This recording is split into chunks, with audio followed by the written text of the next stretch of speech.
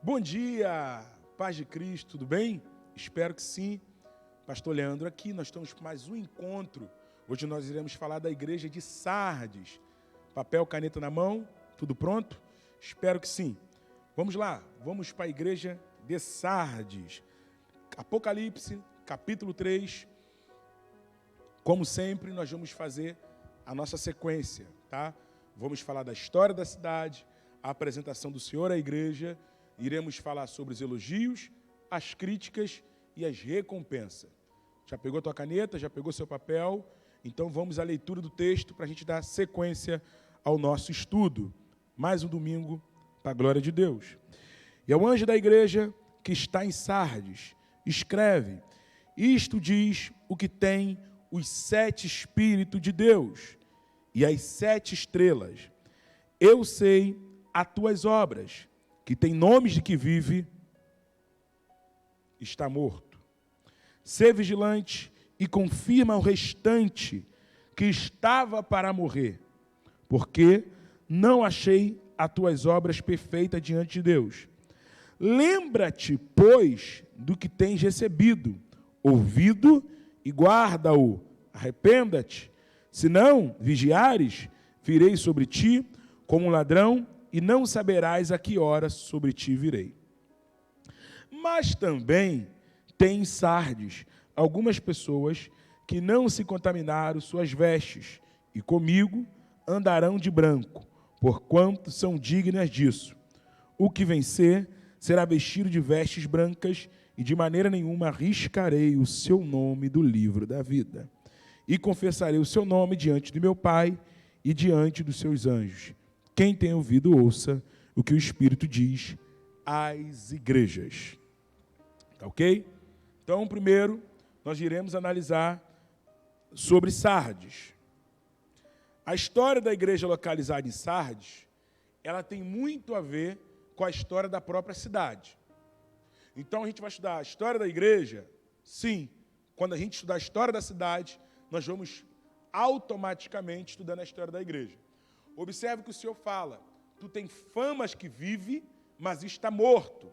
Então nós vamos entrar na história da cidade e nós vamos ver que a história se mistura.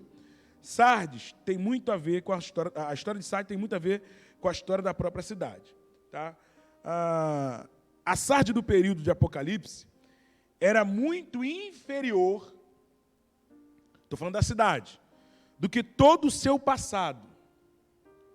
A Sardes do período do Apocalipse era inferior a toda a Sardes de todo o seu passado. É uma cidade antiga, construída 700 anos antes de Cristo. Olha só, 700 anos antes de Cristo. Tá? E ela foi uma das maiores cidades do mundo antigo. A sua localização geográfica era motivo de muita presunção por parte dos seus reis e habitantes, porque a Sardes geograficamente estava em uma fortaleza natural, ou seja, ela era naturalmente fortalecida. Tá? Ela ficava situada em um alto de uma colina, em um inacessível platô. Era muito difícil vencê-los em um confronto, por exemplo, em alguma guerra, porque ela estava no monte, numa colina. Tá? Então, quando os inimigos vinham invadir Sardes, quem está de cima tem mais vantagens. E isso era motivo de muita presunção. Sardes vencia quase todas as batalhas contra seus inimigos, devido estar nesse platô inacessível, devido estar nesse monte, nessa colina. Tá certo? E aí vai gerando muita confiança para se sentirem protegidos. A sua localização ficava a 1.500 pés acima do vale, e custou muito caro, por não vigiarem mais as suas torres, deram legalidade para o rei Ciro da Pérsia, que se aproveitou dessa distração e a sitiou em 529 a.C. Então, o que vai acontecer com Sardes? Ela começa na sua pugência, numa cidade pulenta, uma cidade grande, inacessível aos seus inimigos, no alto de uma colina, presunçosa, soberba e relaxada. Lembra da Troia? A antiga Troia, suas muralhas fortificantes, fortificadas, suas cidades pequenas até, mas com a muralha de dar inveja, e que relaxaram no cuidado com o seu inimigo, porque eles achavam que o único lugar que o seu inimigo poderia entrar era derrubando as suas muralhas. E derrubar as muralhas era quase impossíveis. E aí você tem um cavalo de Troia, que é um presente de grego, que vai ser introduzido à cidade, e eles vão cair. Então, é a mesma coisa da Sardes. Por ser inacessível, por ser uma cidade geograficamente favorecida, eles vão se acomodar. E isso vai dar um álibi, uma permissão para que o rei Ciro da Pérsia, no ano 529, a derrote. E ela nunca mais vai ser a mesma Sardes. Depois que ela cai, no ano 529 antes de Cristo, ela nunca mais vai ser a mesma. Tá? Alexandre tentou reconstruir, tá certo? E dedicou a Artemis, que era uma deusa grega. Tá? O Hernando de Alópio diz que essa padroeira da cidade era atribuído o poder de restaurar e dar vida aos mortos.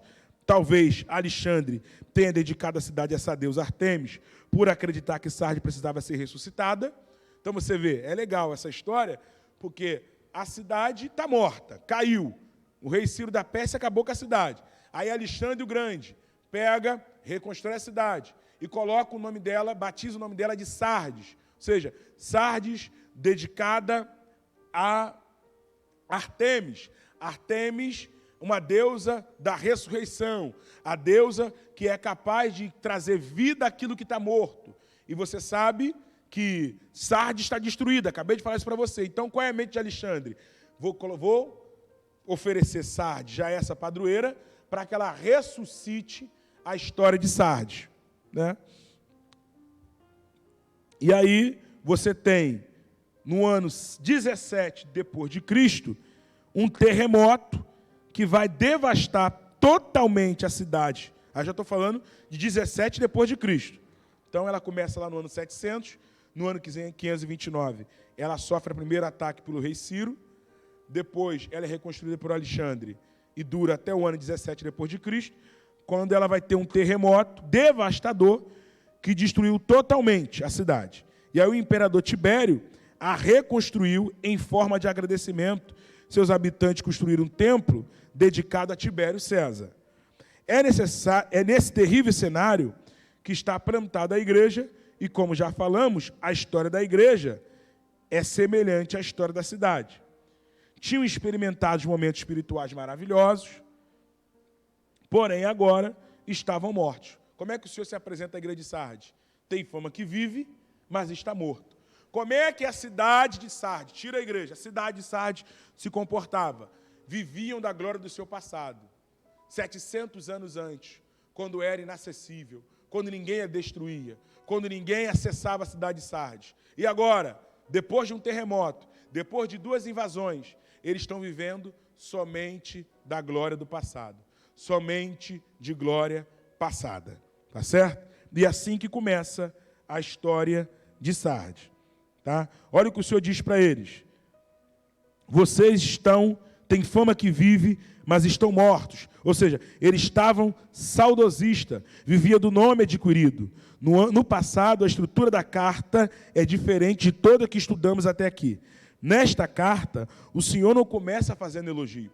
Nós fizemos as estruturas até aqui o seguinte: o Senhor elogia, depois critica, depois dá recompensa. Essa aqui, ele começa com crítica. Por quê? Porque tem muito mais a criticar do que a elogiar. Vai ter elogio nela também, mas ele fala, tem umas poucas pessoas, ou seja, tem mais gente ruim lá do que boa. Então ele começa, tá certo? Desculpa a expressão que eu vou usar aqui, bem esdrúxula.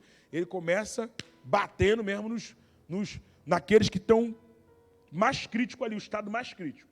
Tá? Analisemos a carta de Sardes, então. Versículo 3, capítulo 3, versículo 1. E ao anjo da igreja que está em Sardes, escreve, isto diz o que tem os 7 Espíritos de Deus. Vamos analisar o que é os 7 Espíritos de Deus. Gente, Os 7 Espíritos de Deus não quer dizer que Deus tem 7, que Deus se divide em 7, ou que Deus tem 7 partes. Isso aí seria um convite ao politeísmo, tá? Um convite a você acreditar numa ideia politeísta, que Deus é 7, que Deus se divide em 7. Ele não se divide nem em 3. Tá? A Trindade não são 3 deuses. A Trindade é um Deus com 3 personas. 3 personalidades. 3 apresentações. Então você tem um Deus que tem hora que se apresenta como Deus Pai. Você tem um Deus que tem hora que se apresenta como Deus Filho. Você tem um Deus que se apresenta como Paracleto. É como se você, vou dar um exemplo aqui, até fora do contexto, mas você vai entender melhor. Às vezes você fala para alguém assim, fulano tem 2 caras. O que você está querendo dizer? Que é uma pessoa que se apresenta para você, às vezes, com 2 personalidades. É a mesma coisa. Então você tem um Deus que, para se apresentar à humanidade, durante a história, ele se apresentou de 3 maneiras, de 3 formas. Tá certo? Mas não são 3 deuses. E assim também como não são 7 espíritos, 7 deuses. Então o que fala esses 7 espíritos de Deus? Isso fala da totalidade, da perfeição. Você vai ver que o número 7 ele é usado na Bíblia, que é o número da perfeição. Tá? São 7 mergulhos, 7 voltas, 7 dias, e no 7º dia ele descansou. Então, 7, ele vai aparecendo constantemente na Bíblia. 7 igrejas, 7 pastores, 7 estrelas. Tá certo? Então, os 7 aqui é um simbolismo, os 7 espíritos é um simbolismo da perfeição, da plenitude. São 7 igrejas e 7 espíritos. Ou seja, ele está presente em cada uma das igrejas. Fala da sua onipresença.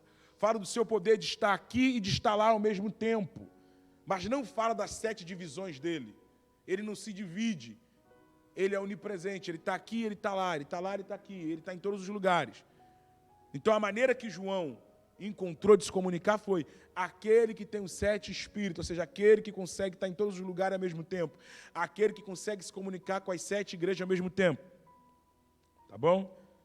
Depois ele fala, ainda no versículo 1, já entendemos 7 espíritos, ele diz, e que tem as 7 estrelas. Quem são essas 7 estrelas? As 7 estrelas faz menção aos pastores das 7 igrejas. Põe para mim, por favor, Apocalipse 1, versículo 20.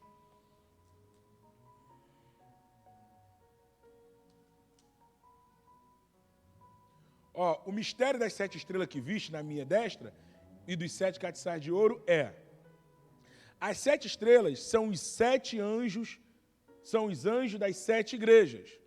Então já esclarecemos. Quem são as 7 estrelas? São os anjos das 7 igrejas. Gente, se eu não falei, eu vou falar agora. Quem são os anjos? Os anjos aqui não é Miguel, não é Gabriel. Vou até fazer um adendo aqui, já que eu estou falando de anjo, vou fazer um adendo. Miguel e Gabriel, eles não são anjos aqui do Brasil, não. Eles são anjos lá de Israel. Deixa eles lá. Tá certo? Tem gente que fica pedindo o Miguel para descer na igreja aqui. O Miguel fala, não, mas eu sou aqui de Israel. Certo? Porque anjo não é onipresente, não, gente.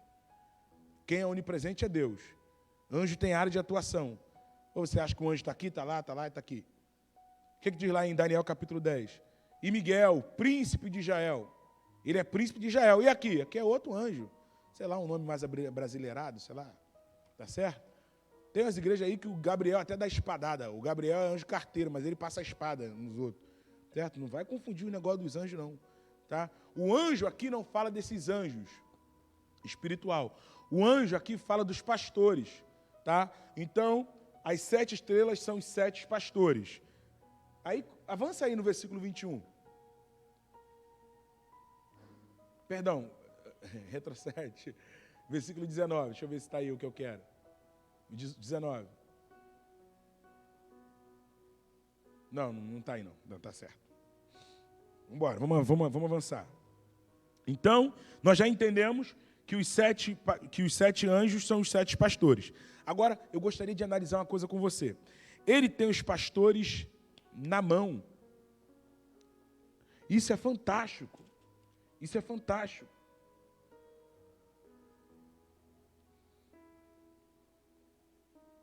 Ó, eu estou analisando aqui. Primeiro, último.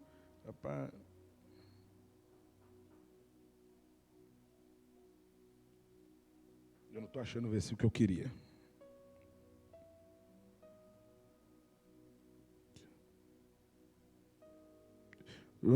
Ele tinha na sua destra 7 estrelas, e da sua boca, achei o versículo, gente, versículo 16.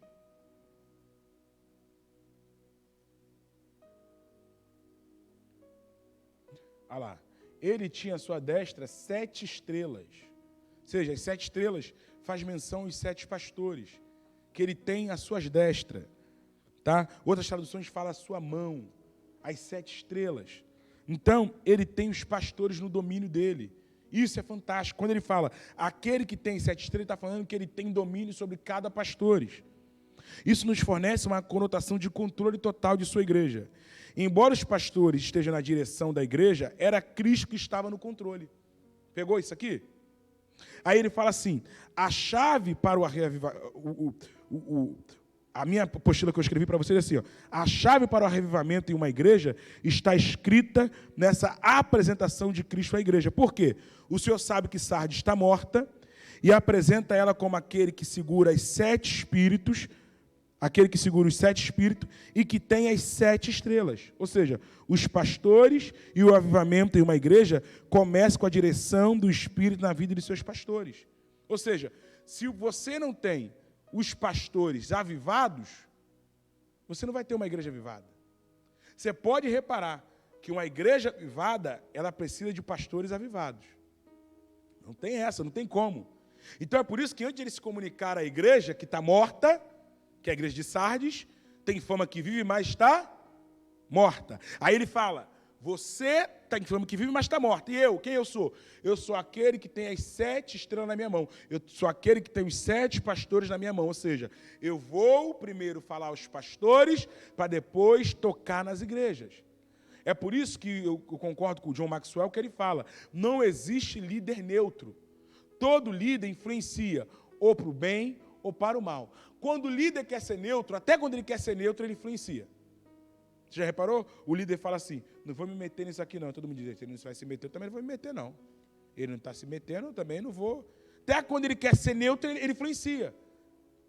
Então, por que primeiro o Senhor fala ao anjo da igreja e diz que ele segura os anjos na palma da mão? Porque ele sabe que não tem como ele aquecer a nave da igreja se primeiro ele não aquecer o púlpito. É por isso que todos os reais avivamentos começam primeiro de cima para depois espalhar para baixo.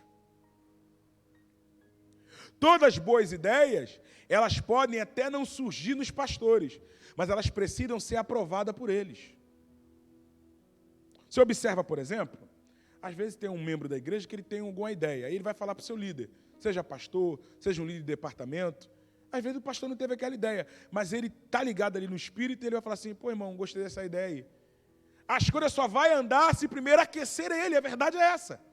Porque senão as coisas não andam. Tá certo?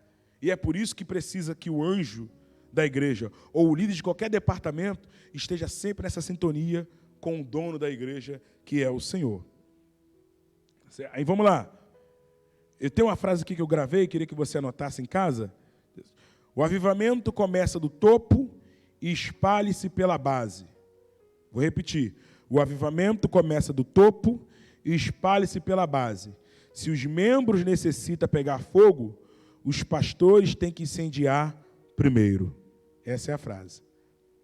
Assim como em Nínive, o grande obstáculo para o avivamento não foi outro senão o profeta.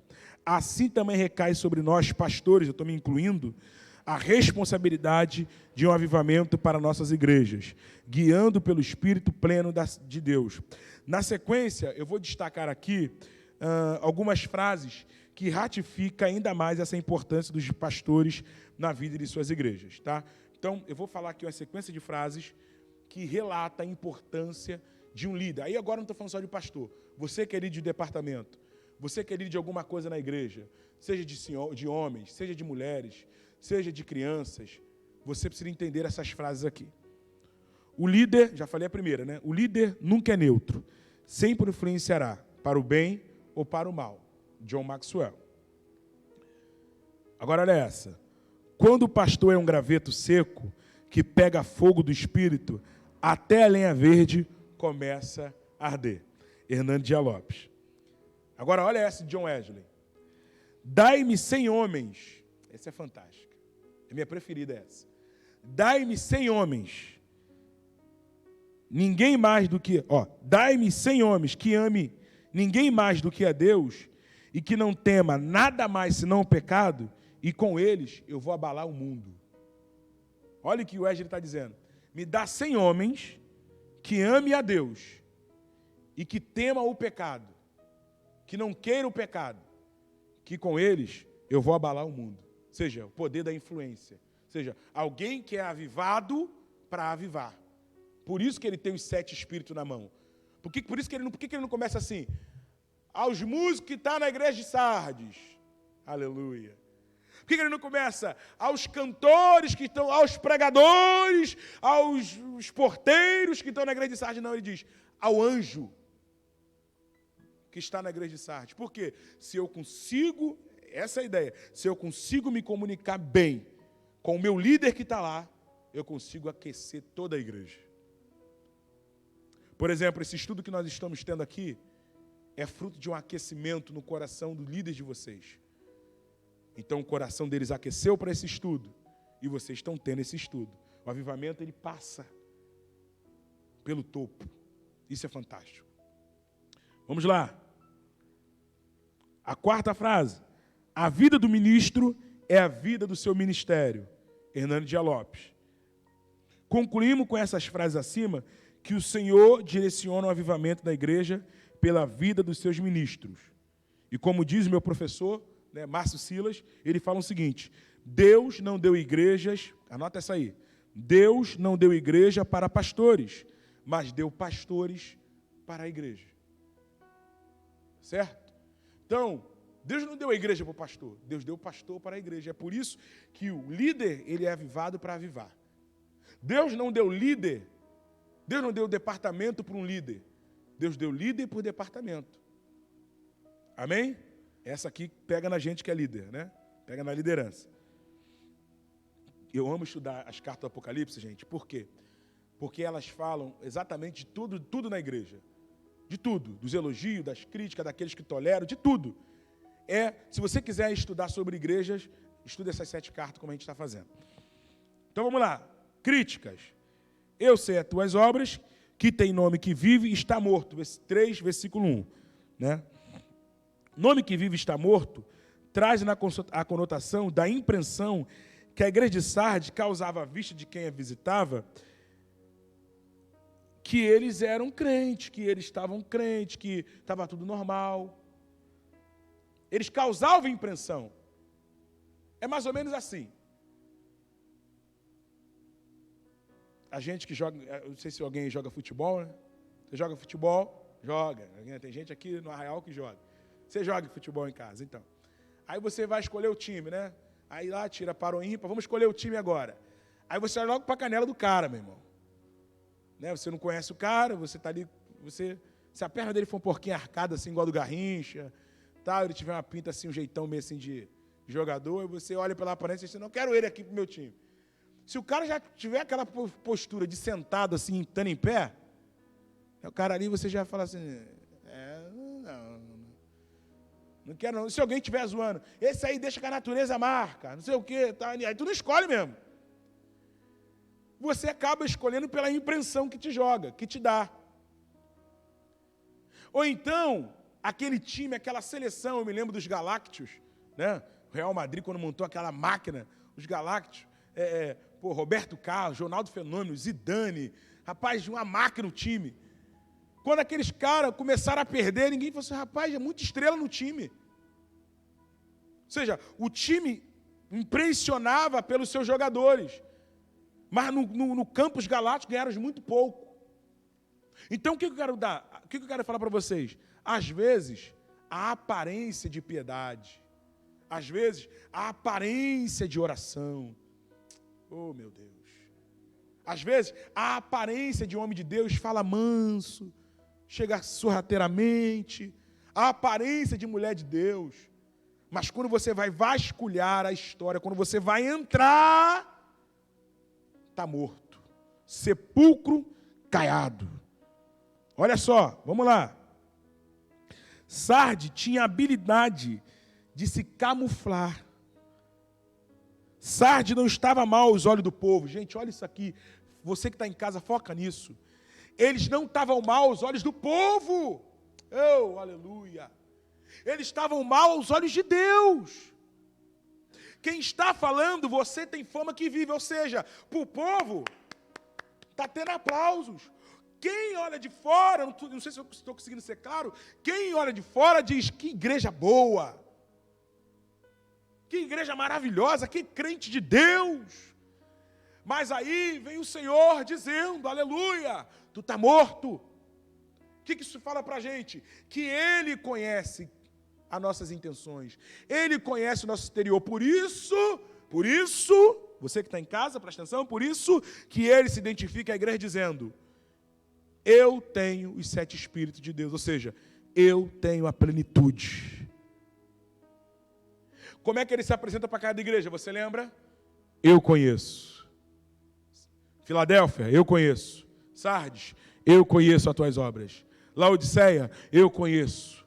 Pérgamo, eu conheço. Tiatira, eu conheço.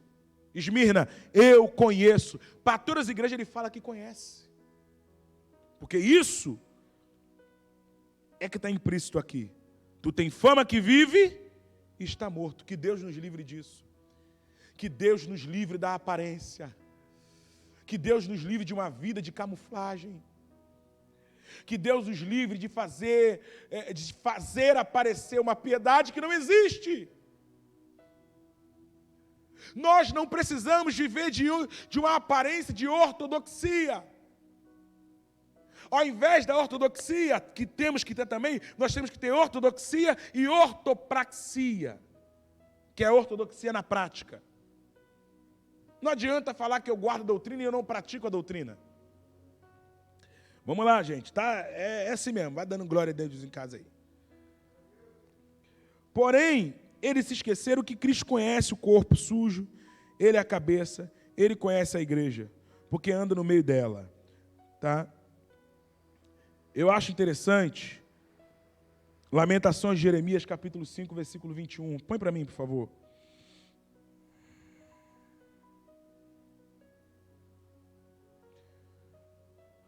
Olha, eu gosto disso aí, ó.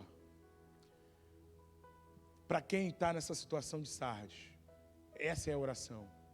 Converte-nos, Senhor, a Ti, e nós nos converteremos. Renova os nossos dias como antes. Sardes está vivendo de passado. E o Senhor está dizendo, Sardes, para de viver de fama e de fato viva daquilo que você já foi. Seja de novo. Seja crente de novo, ore de novo, busque de novo, jejue de novo, lê a Bíblia de novo, sacrifica de novo. Então, renova, Senhor, nossos dias como antes. Aleluia. Tem gente que é saudosista, né? Se contém em viver de glórias passadas.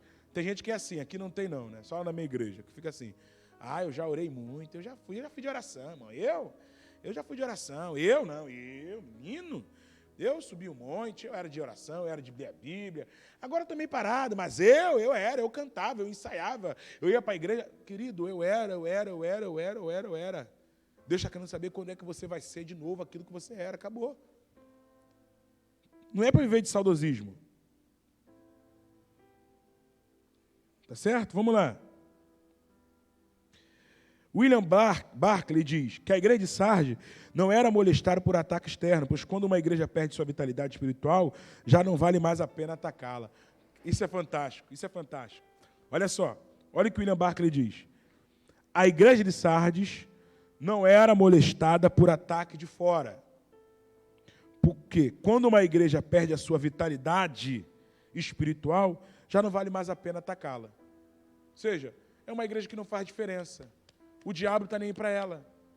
É uma igreja que tem fama, então para o diabo é mais fácil deixar aquela porta aberta e enganar um monte de gente do que fechar aquela porta. É uma igreja que não incomoda o inferno. É a igreja de Sardes. Temos que tomar cuidado para não estarmos bem diante dos homens e reprovados diante de Deus. Tá bom? Vamos lá, vamos avançar. Aí ele fala assim: não posso avançar não, tem uma coisa aqui para falar. Eu gosto do exemplo da mulher samaritana para falar disso, dessa aparência. Tá? Para falar dessa aparência e de como o Senhor conhece o interior de cada um. Tá? Vamos lá para João capítulo 4.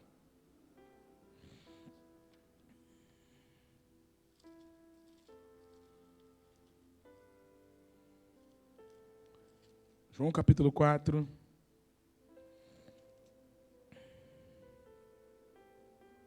A história da mulher samaritana. Versículo 18. Versículo 17, para termos contexto, né?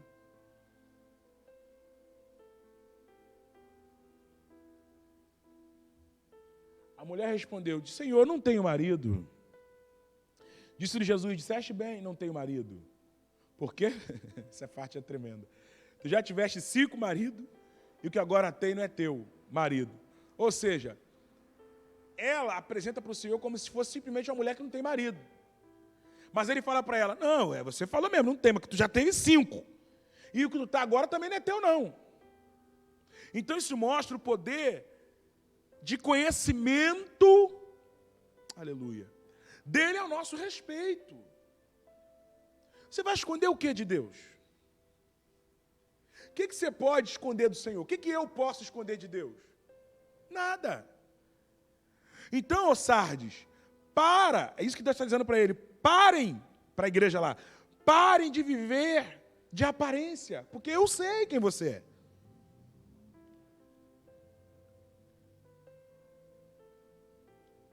Vamos lá então, vamos avançar. Capítulo 3, versículo 2.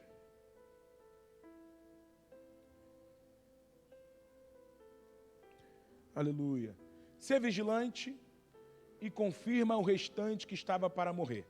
Vamos só focar nisso aqui.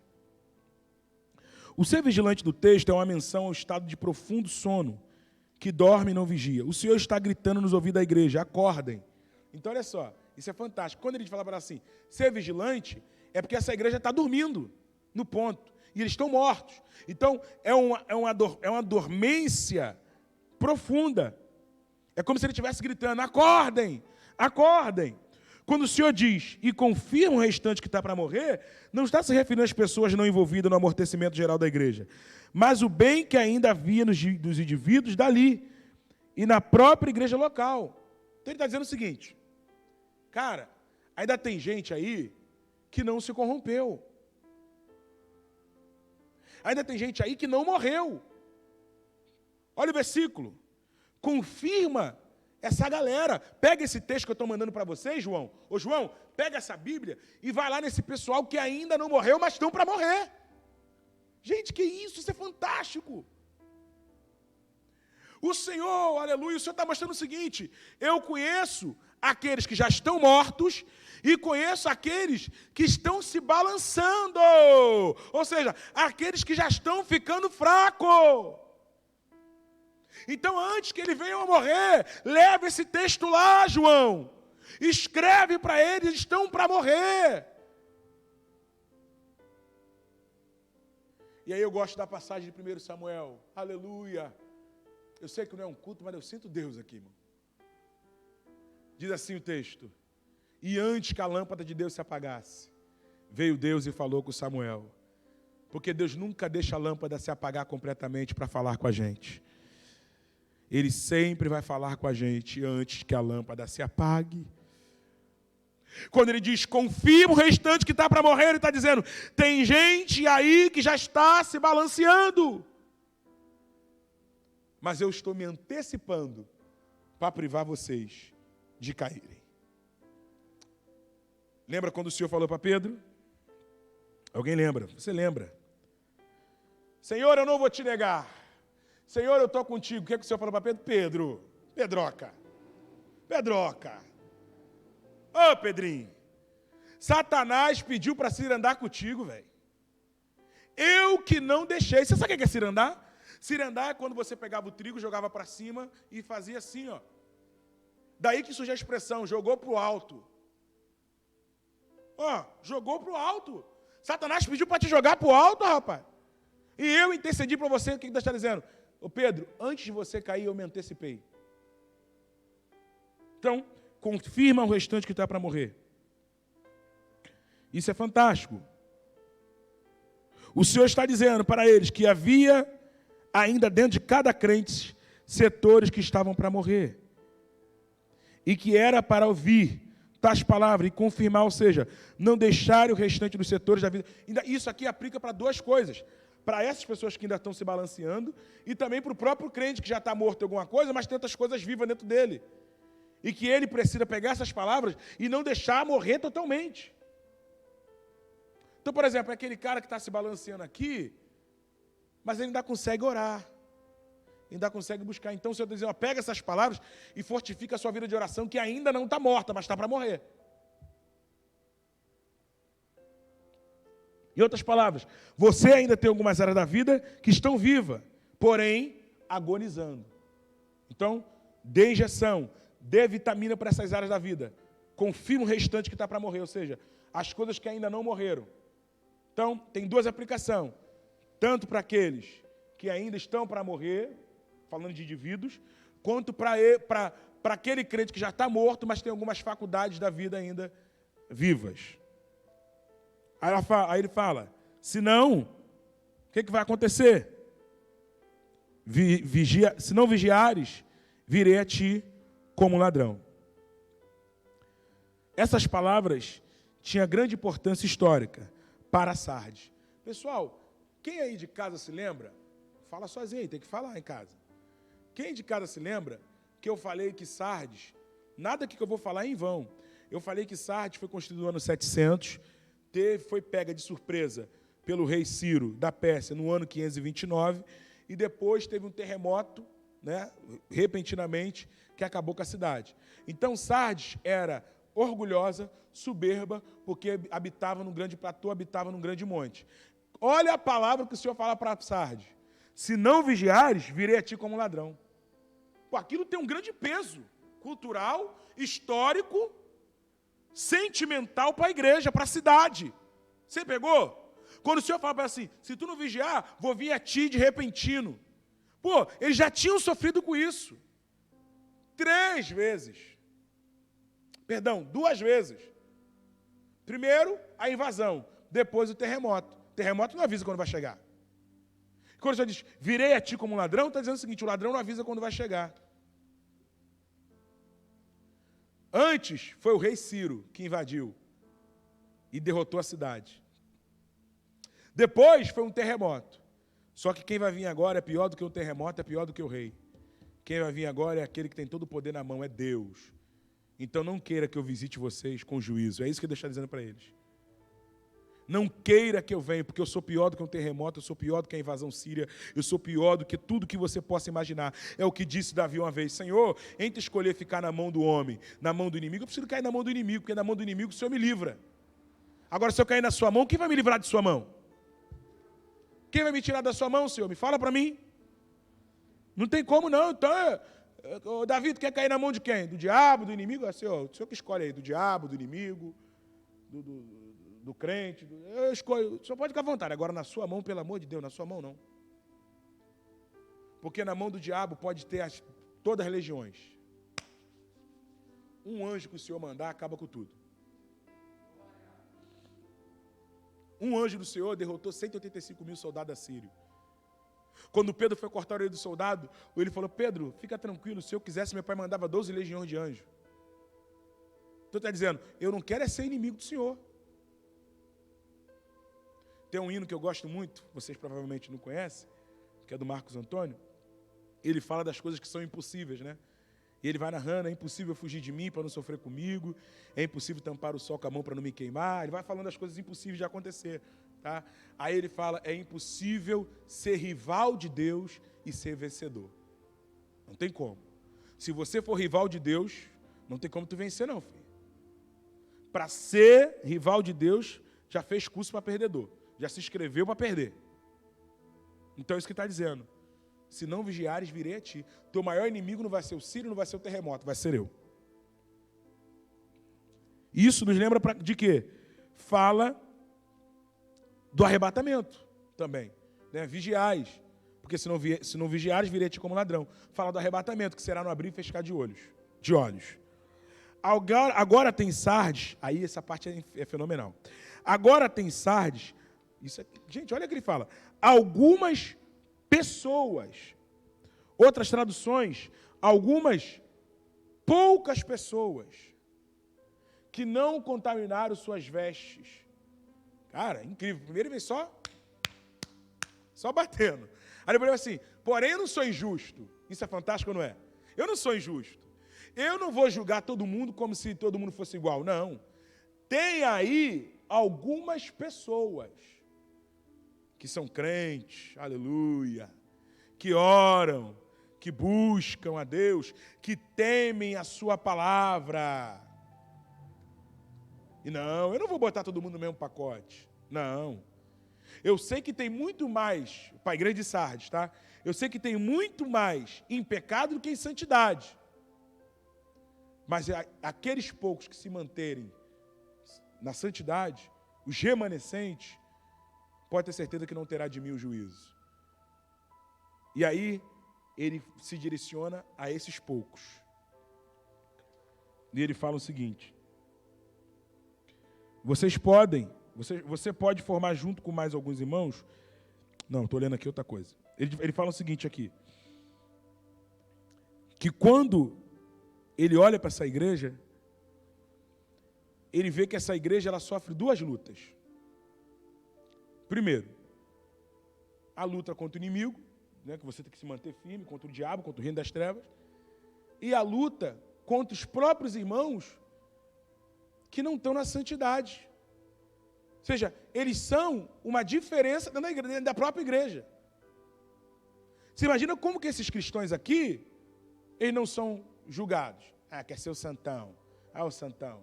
Vai lá, o crentão. Vai, esse aí é crentão. Tu é o crente. Tu tá quase um anjo. Bota uma auréola na tua cabeça aí. Vai pro céu logo, arrebatado. Arrebata. Porque normalmente é assim. Quando você quer fazer as coisas corretas, no meio de uma galera, e aí a gente tem a ideia de achar que a quantidade define senso de valores. Define o que é correto ou não. Então, se a quantidade, se a grande quantidade está indo por ali, então ali é o correto. Nem sempre. Às vezes a grande maioria está indo para o buraco. Ou você acha que só Elias estava errado lá na época de Jezabel? Elias era a minoria. João Batista era a minoria.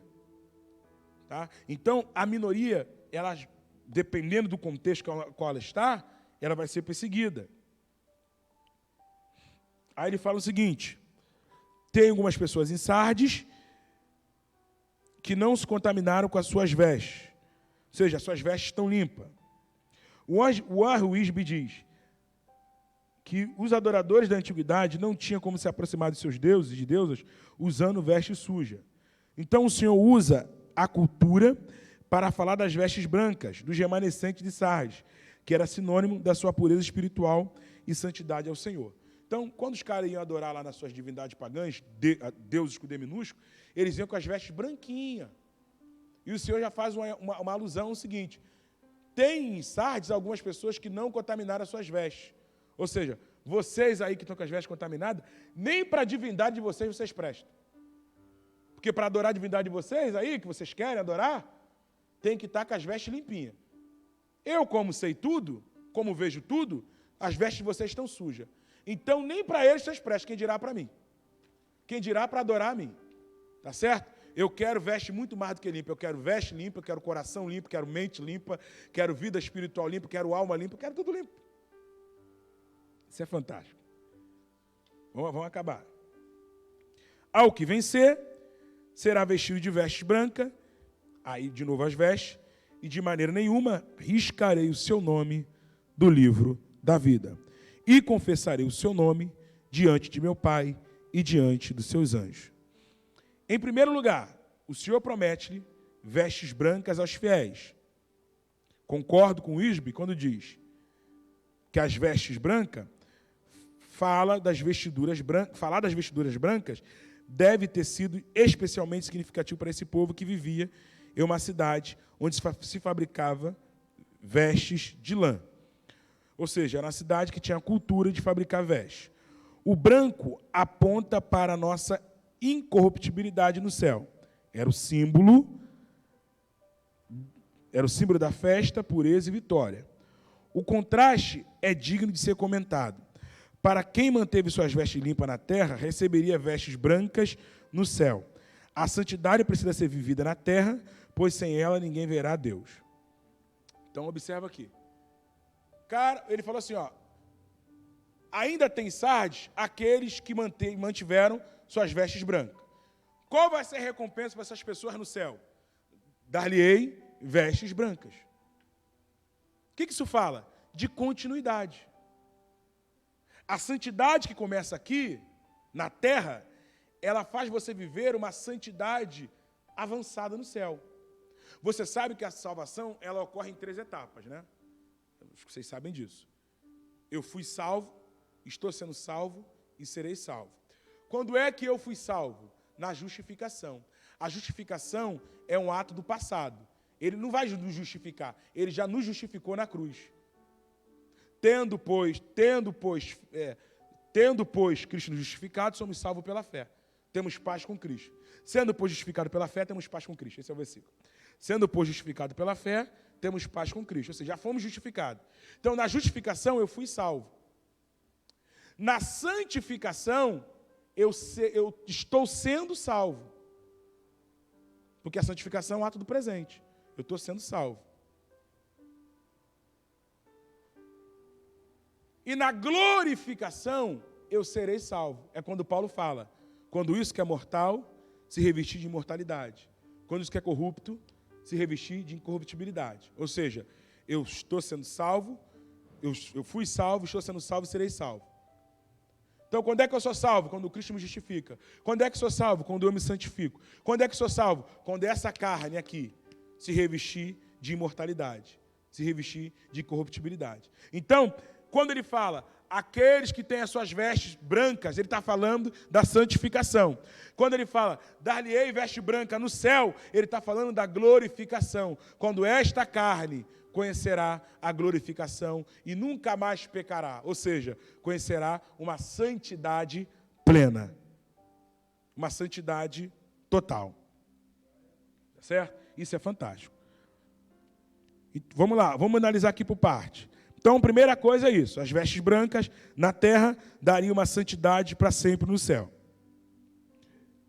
O Hernando de Lopes diz que sem vida com Deus na terra, não haverá vida com Deus no céu. Em segundo lugar, o Senhor promete não arriscar o nome do livro da vida. Jesus torna a usar a cultura local para fazer promessas aos fiéis. Naquele Império Romano, o que você tinha? O caso o cidadão cometesse um crime contra o Estado, mudasse de país ou morresse, teria o nome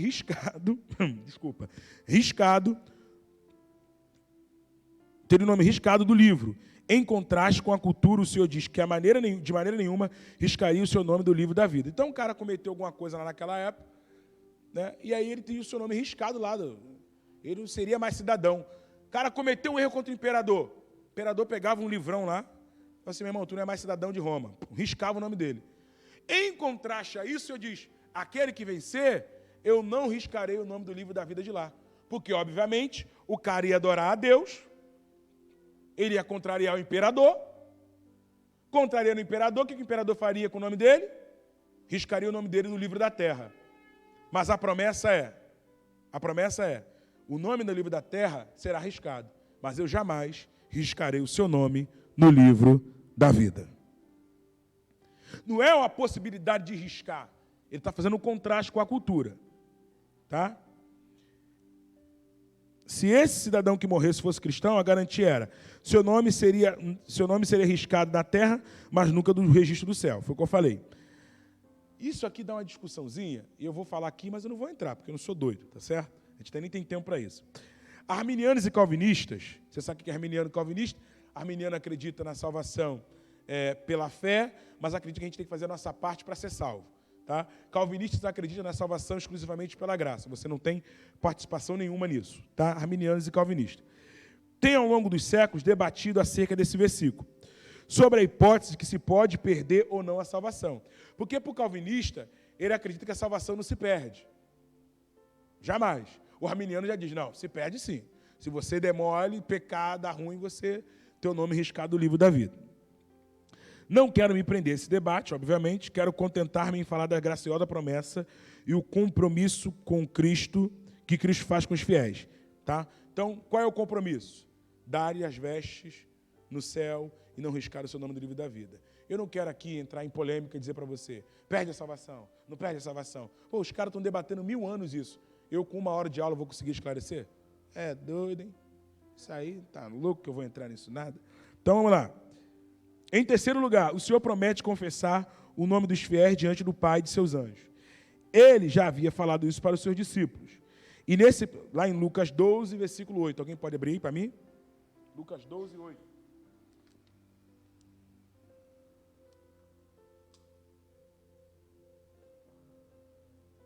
E digo que todo aquele que me confessar diante dos homens, também o Filho do Homem confessará diante dos anjos de Deus. Tá certo? Então tá aí. E nesse episódio ele estava encorajando a não temer os homens. Estavam convidando a não os negarem mediante a pressão dos homens, para que eles confessassem diante dos homens. Pois no futuro eles confessariam diante do Pai. É impossível Cristo nos confessar no céu se vivemos uma vida de negação do seu nome na terra. Tá? Então é o seguinte, se você nega Cristo aqui, Cristo também te negará lá. Pastor, e como é que eu nego a Cristo? Eu nego a Cristo quando eu falo, eu não conheço Jesus. Não, essa foi a negação de Pedro. Você nega a Cristo quando o seu comportamento não condiz com a prática de Cristo. Nós somos cristãos. O que a palavra cristão significa? Pequenos cristos. E como cristão, nós precisamos ser testemunha de Jesus. Precisamos fazer, explicitar as obras de Jesus. Tem gente que não nega com a palavra, mas nega com o seu testemunho. Não nega falando, mas nega com o seu testemunho.